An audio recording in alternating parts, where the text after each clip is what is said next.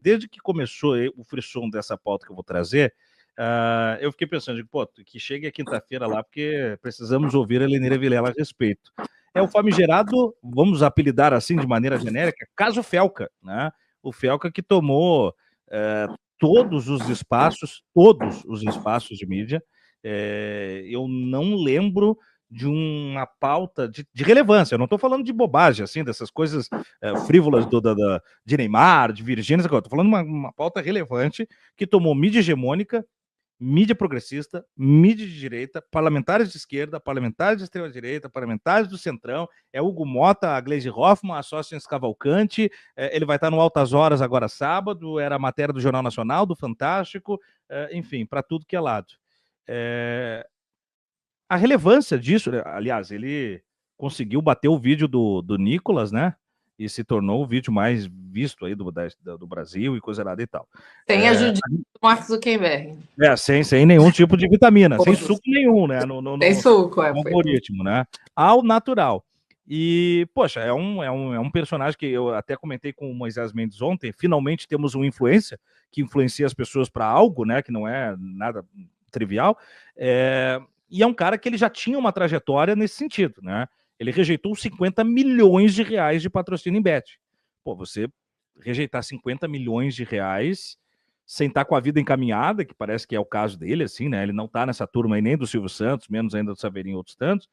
Você tem que ter, né, uma espinha ereta e uma mente muito bem ajustada.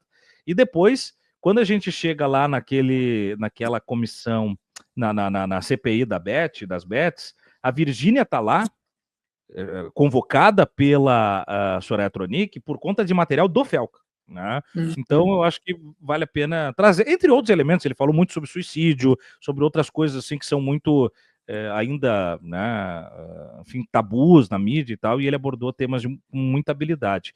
Mas o atual caso da adultização, todo esse caráter de pornografia infantil, violência, pedofilia, tráfico dessa meninada toda aí, desses infantes, o peso disso hoje e para onde isso vai nos levar, professor?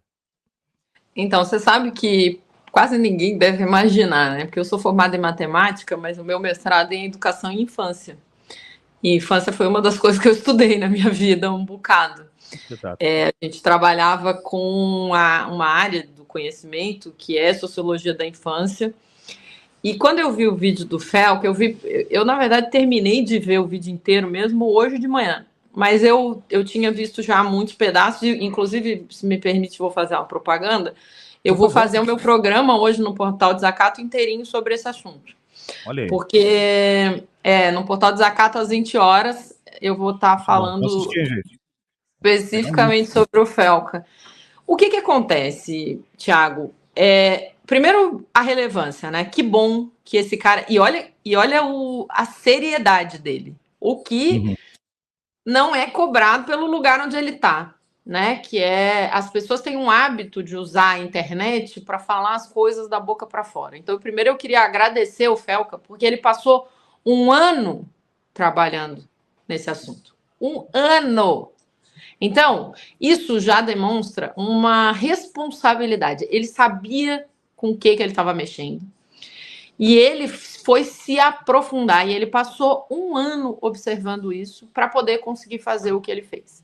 Outra pessoa que eu preciso citar em relação a isso é uma pessoa que costuma ser muito maltratada por todo mundo, que é Janja Lula da Silva. Exatamente. Porque a Janja, sabe a pseudo-confusão com o Xi Jinping, blá, blá, blá, era sobre isso. Exatamente sobre isso. Era exatamente sobre isso. Que aí é Margot Macron, né? A esposa do Macron, que fez um vídeo inteiro sobre isso, porque a Janja estava. Qual era a questão da Janja? Brigitte Macron. Brigitte Macron. A questão da Janja para o Xi Jinping era como é que vocês fizeram para evitar? Porque na China não tem essa pataquada, né? Isso não acontece na China. Isso é simplesmente... E aí eu respondo. O que a sociedade ocidental chamou o tempo inteiro de censura era um país que anteviu o poder que esse troço tinha e não permitiu que ele se instalasse do jeito errado. Então, ele só existiu depois que foi regulamentado. Antes de começar, eles já disseram, não, peraí. Isso aqui é muito sério, isso é muito perigoso, isso aqui é como se fosse desenvolver uma bomba nuclear. Antes de desenvolver, a gente já tem que tomar todo, e de botar à disposição do funcionamento, a gente já tem que ter todo o controle. Porque se deixar por conta do interesse do capital, isso vai desgraçar a estrutura do nosso país. Então, o que o Felca está denunciando é uma coisa gravíssima, que a gente acompanha há muito tempo. Eu acompanhei de um outro ponto de vista que é muito trágico no Brasil. Eu fiz parte do grupo de trabalho do Ministério da Educação, de Prevenção e Equacionamento da Violência contra as Escolas, que ela é toda organizada, e depois a série Adolescência vai demonstrar, né, como é que ela é organizada nas redes sociais, a partir de várias redes, todas elas sem regulamentação, redes que atuam exclusivamente no interesse do lucro do dono. Portanto, se morre criança, não tem problema, se estimula pedofilia, pornografia infantil, não tem problema, desde que o Mark Zuckerberg fique cada vez mais rico. E os colegas dele, o Jeff Bezos, o Elon Musk, o dono do YouTube, sei lá mais quem. Então, isso é muito sério. A adultização não é um fenômeno novo, não é um fenômeno que nasce nas redes sociais. Primeiro se diga que, inclusive para a periferia, o direito à infância nem nunca existiu.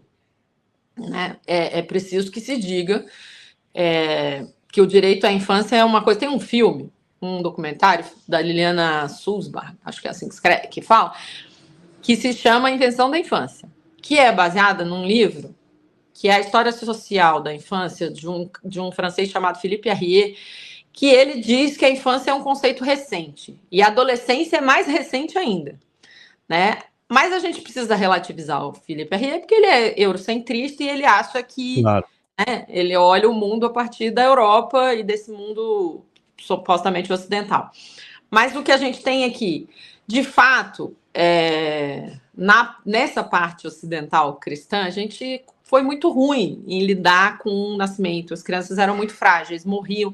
A minha mãe sempre conta, ela trabalhando no Sistema Único de Saúde, né? Ela trabalhava no Ministério da Saúde, que quando ela começou a trabalhar na década de 60, 40% das crianças morriam antes de completar 1 ano. Você tem noção do que é 40% das crianças morrerem antes de completar 1 ano? Então, o direito à infância não existiu e não existe ainda para as meninas que têm que cuidar dos irmãos nas periferias brasileiras, para as crianças que trabalham na agricultura, para as crianças que trabalham na palha do babaçu, para as crianças, enfim, trabalho infantil é uma coisa que sempre existiu no Brasil, a gente conseguiu diminuir significativamente, mas nunca conseguiu acabar.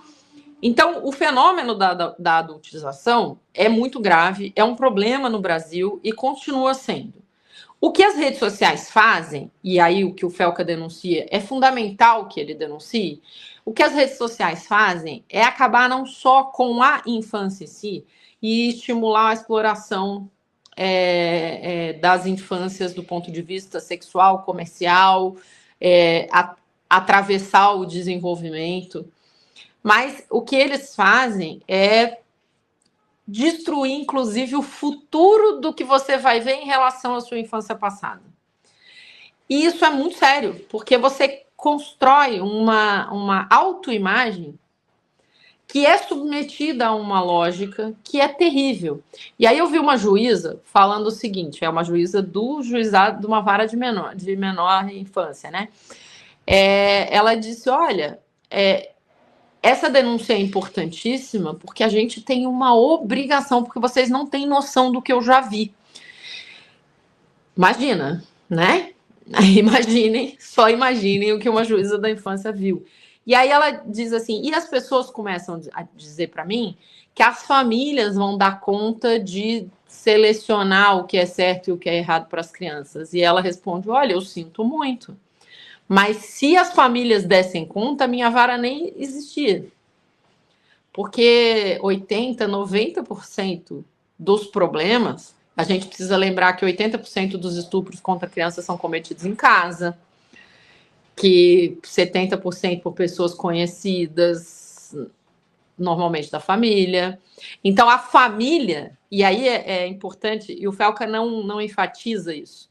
Ele enfatiza na medida em que ele fala que a mãe estava, né, agindo como gigolô lá da Camilinha e coisas do tipo, mas é preciso deixar explícito que todas as estatísticas comprovam que o primeiro lugar mais perigoso onde a criança vai sofrer violência de todos os tipos, psicológica, física, patrimonial, institucional e de exploração de imagem, primeiro lugar mais perigoso para a criança é a própria casa.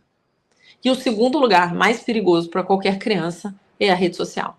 Então, eu, por exemplo, que tive noção disso muito cedo, e não é por um bom motivo, eu nunca publiquei. Você não vai ver foto dos meus filhos. É muito raro. E normalmente tem assim, agora que eles têm 20 e tantos anos, eu publiquei uma foto deles bebê. Uma foto. Que aparece um pedacinho do rosto, assim, talvez. Às vezes nada do rosto. Porque, inclusive, isso é perigoso. Porque hoje, com inteligência artificial, é possível você pegar essa imagem hoje e colocar ela ainda, em qualquer lugar. Quando eles eram crianças ainda, né? Sim, hoje mais ainda. Muito mais, né? Mas eles, é engraçado, porque os meus filhos também pouquíssimo publicam a própria imagem. Quase nunca. Eu não publico a imagem deles, eles não publicam a própria imagem. Porque eles têm noção. E eu fico apavorada de ver. Eu tenho a alegria de contar que uma amiga minha, que eu já tinha conversado levemente com ela, mas tinha ficado preocupada de falar, apagou o perfil da filha, que é uma criança que acho que tem uns 9 anos. E é isso, gente, sinto muito. Não é para existir perfil de influencer mirim. Não existe isso. Não existe influencer mirim. Existe criança sem infância, adultizada, sendo explorada, exposta. Não existe influencer mirim. Então, se você acha que isso existe, você está prejudicando o presente e o futuro da sua criança, querendo ou não. Com a melhor ou a pior das intenções, ganhando ou não dinheiro com isso, você está prejudicando a sua criança. E não faça, apague, faça como a minha amiga, apague. Se você fez, e vou te dizer que se você apagar o perfil, ainda assim a imagem da sua criança está circulando pela internet, tá? Não tem como apagar.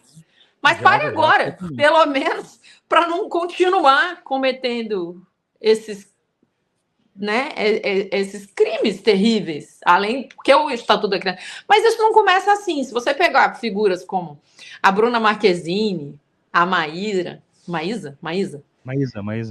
que era aquela menininha que agora é uma adulta, isso também era adultização, tá, gente? Porque a gente pensa, ai, que malvada a mãe que vendeu a filha para prostituição. E, bom, em geral, essa não é uma mãe malvada, ela é uma mãe desesperada que não tem como dar comida para a filha e que toma a pior decisão da vida dela e provavelmente vai se culpar o resto da vida. Mas a mãe da Bruna Marquezine possivelmente acha que fez a melhor coisa para a filha dela. Agora, pergunta para a Bruna Marquezine como é que ela vê a própria infância.